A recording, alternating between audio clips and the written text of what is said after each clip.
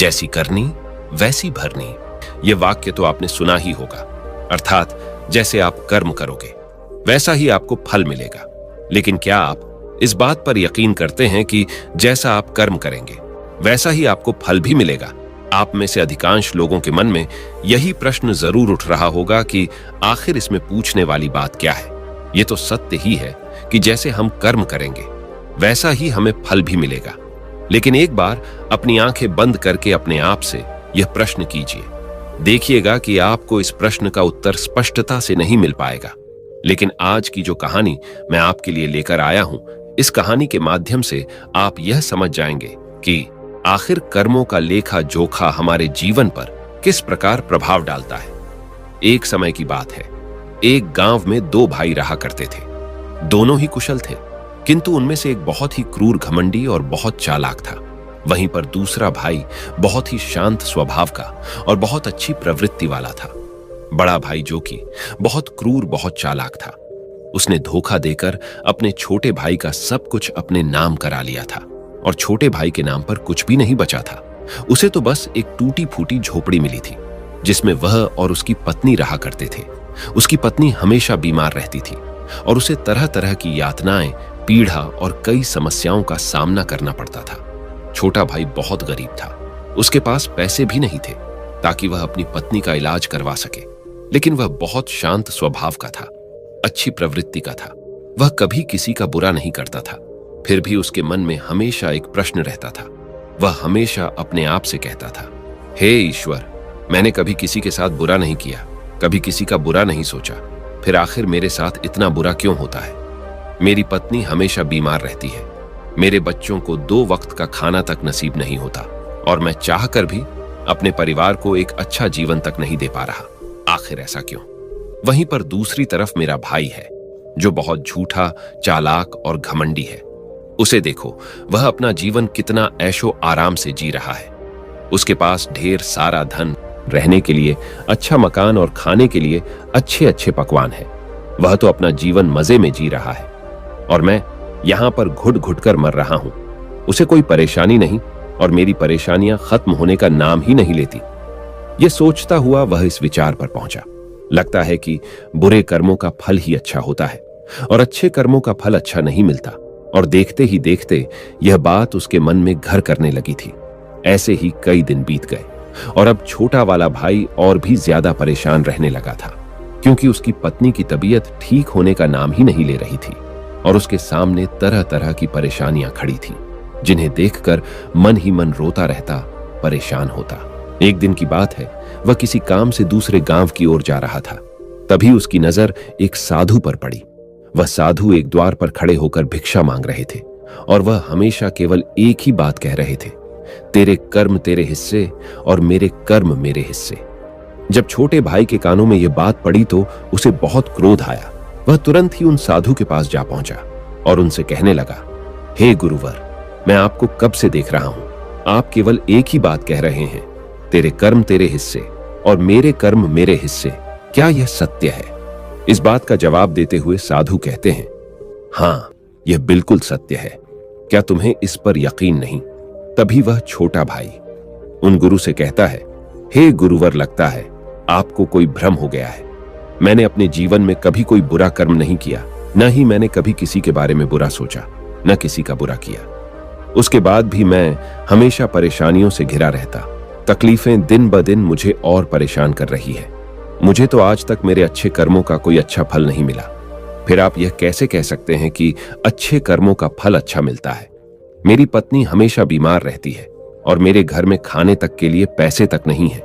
यहां तक कि मेरे बच्चे भी भूखे रह जाते हैं और फिर भी आप कहते हैं कि अच्छे कर्मों के फल अच्छे मिलते हैं।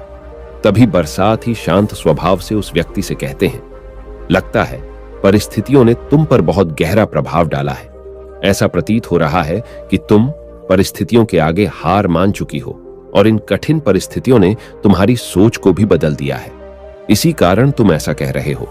इस पर व्यक्ति कहता है, अरे जाओ जाओ, ऐसा लगता है कि खुद परिस्थितियों से हार कर दूसरे के घर भिक्षा मांगकर भोजन ग्रहण कर रहे हो और मुझे कहते हो कि मैंने परिस्थिति के सामने हार मान ली है। मुझे आपका यह बकवास नहीं सुना जा रहा।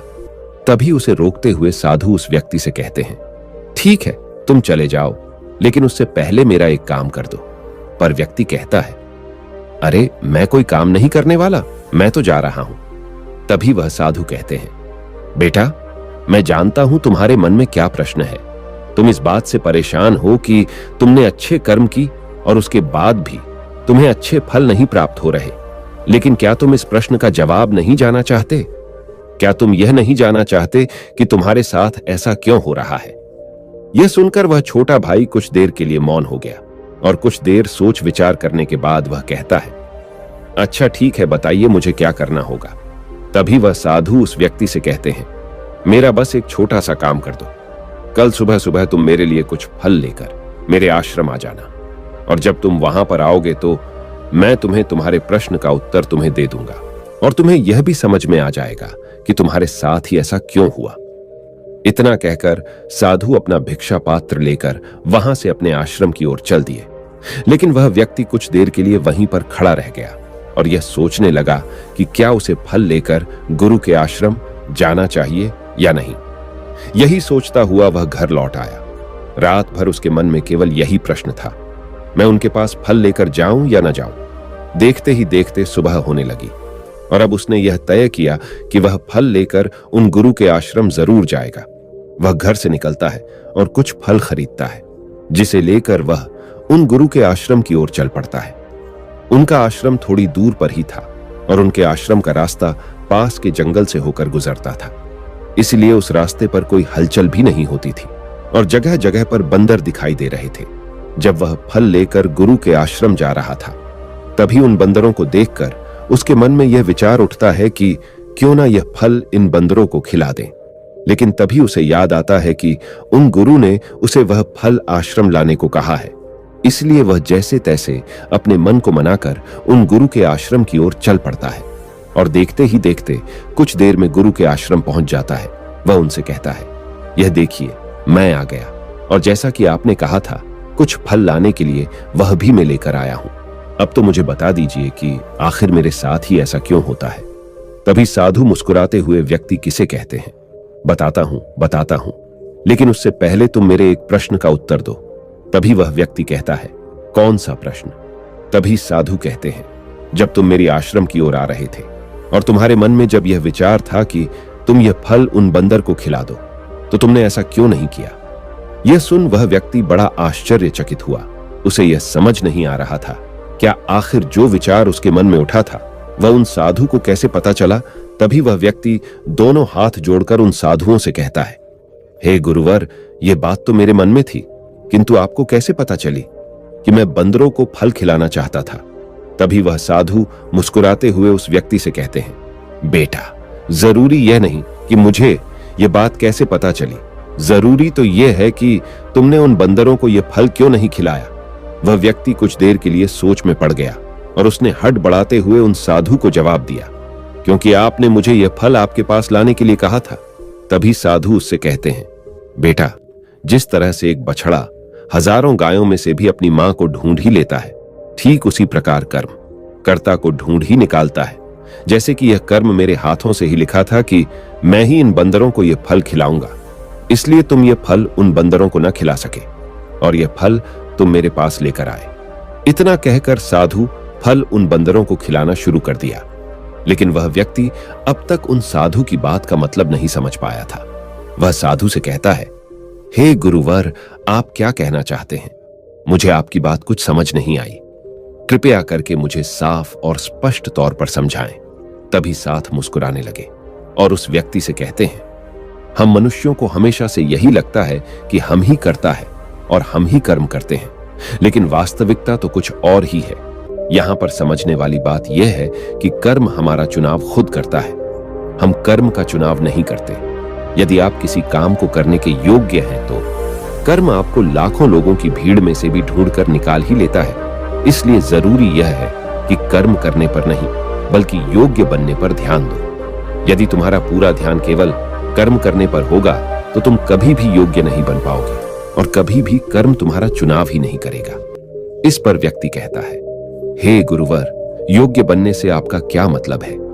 आपका कहना है कि क्या मैं अपने परिवार का पालन पोषण नहीं कर सकता। तभी वह साधु उस व्यक्ति से कहते हैं, नहीं नहीं, मेरे कहने का अर्थ यह नहीं है। मैं तो तुमसे यह कहना चाहता हूं, योग्य बनने के लिए जिन कर्मों की आवश्यकता होती है उसके लिए तुम्हें पहले छोटे छोटे कामों को करना शुरू करना होगा, और जब तुम उन कामों में निपुण हो जाओगे, कुशल हो जाओगे, इतने योग्य बन जाओगे, तो बड़ा कर्म या यूं कहें कि मुख्य कर्म, जिस कर्म के लिए तुम बने हो, वह कर्म तुम्हें ढूंढ ही लेगा और वह कर्म तुम्हारे पास खुद ही चला आएगा। उदाहरण के तौर पर तुम इन बंदरों को ही देख सकते हो। ये बंदर जब छोटे होते हैं तब से ही यह पेड़ों पर चढ़ना सीखते हैं, गुलाटी लगाना सीखते हैं, दौड़ना सीखते हैं, छलांग लगाते हैं। शुरू शुरू में इन्हें तकलीफ होती है, ये कभी गिर जाते हैं तो कभी चोट भी लगती है, लेकिन धीरे धीरे ये उन कामों में निपुण हो जाते हैं, कुशल हो जाते हैं, और उसके बाद इनका भोजन इन तक स्वयं ही पहुंच जाता है। इसीलिए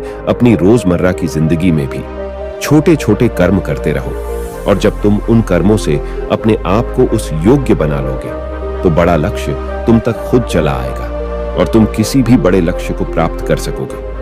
आगे साधु उस व्यक्ति से कहते हैं, और यदि तुम योग्य बनने के लिए कर्म करोगे ही नहीं तो दूसरे लोगों के कर्म भी तुम पर हावी होने लगेंगे, तुम्हारे जीवन को प्रभावित करने लगेंगे। उदाहरण के लिए तुम्हारी पत्नी को ही ले लो। तुम्हारी पत्नी कई दिनों से बीमार है और उसकी तबीयत ठीक ही नहीं हो रही, और तुम यह सोचते हो कि पता नहीं तुम्हें किन कर्मों की सजा मिल रही है। तुम अपने आप को अभागा समझते हो, असहाय महसूस करते हो, लेकिन वास्तविकता तो कुछ और ही है। तुम्हें यहां पर यह समझने की आवश्यकता है कि तुम्हारी पत्नी बीमार अपने कर्मों से है, ना कि तुम्हारे कर्मों से।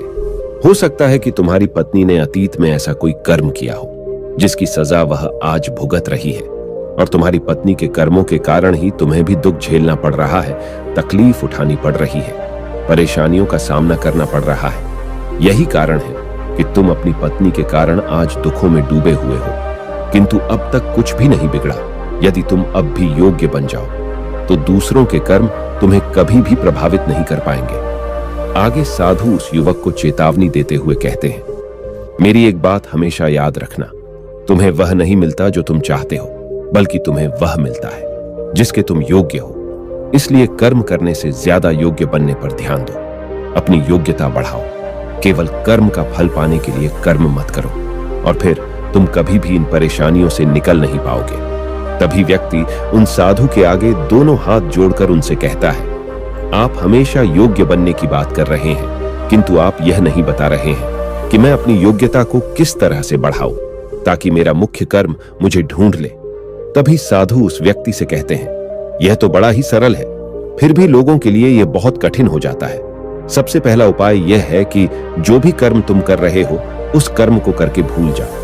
अर्थात योग्य बनने के लिए जो भी कर्म तुम कर रहे हो उसे याद न रखो, उसे भूल जाओ। यह मत सोचो कि जो तुमने कर्म किया है उसका फल तुम्हें कब और क्या मिलेगा। इसीलिए तो कहा जाता है कि कर्म करो, फल की चिंता मत करो।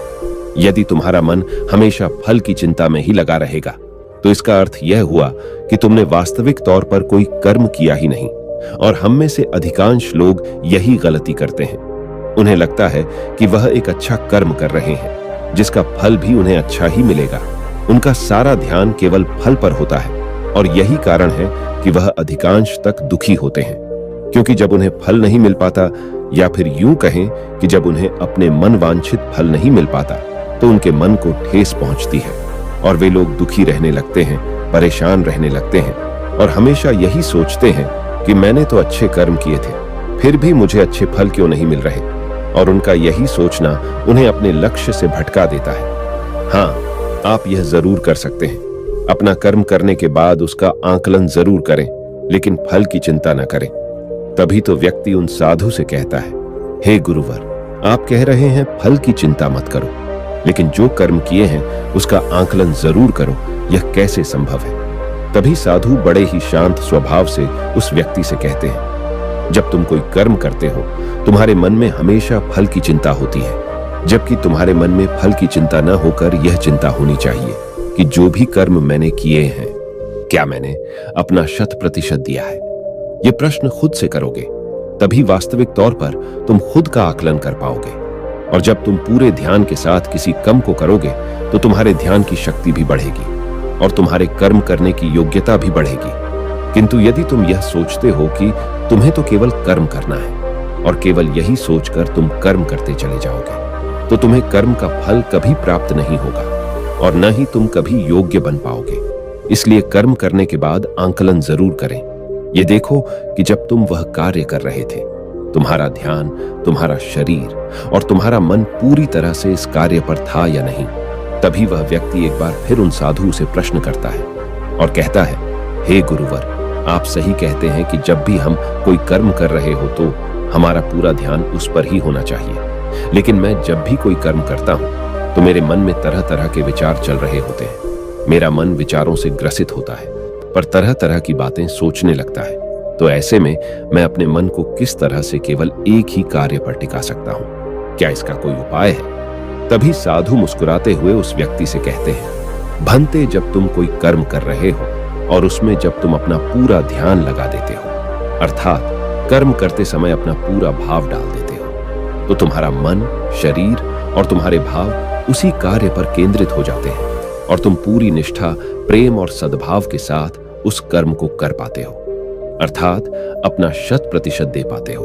और वहीं पर जब तुम केवल कर्म करने की सोच से काम करते हो तो तुम उस पर अपना भाव नहीं लगा पाते और न ही तुम उसमें अपनी पूरी निष्ठा लगा पाते हो। इसी कारण वश वह कर्म नहीं रह जाता और न ही उसका कोई फल तुम्हें प्राप्त होता है। आगे वह साधु उस व्यक्ति से कहते हैं, यदि कोई भी मनुष्य इन बातों को सही तरीके से अपने जीवन में उतारे, इन बातों को ध्यान में रखकर कर्म करे, तो वह अपने आप को योग्य बना सकता है। और एक बार जब वह योग्य बन जाता है तो कर उसे कहीं से भी खोज कर निकाल लेगा और जीवन में किसी भी सफलता को प्राप्त कर पाएगा। इतना कहकर वह साधु शांत हो गए और वह व्यक्ति भी अब यह समझ चुका था कि उसके अच्छे कर्मों का फल उसे अच्छा क्यों नहीं मिल रहा था। उसने उन गुरु को प्रणाम किया और वह वापस घर की ओर लौट गया। दोस्तों, उम्मीद है कि आपको आज की वीडियो जरूर पसंद आई होगी, तो लाइक और शेयर जरूर कीजिएगा और हमें ऐसे ही सपोर्ट करने के लिए चैनल को सब्सक्राइब और घंटी बटन को भी जरूर दबा दीजिएगा।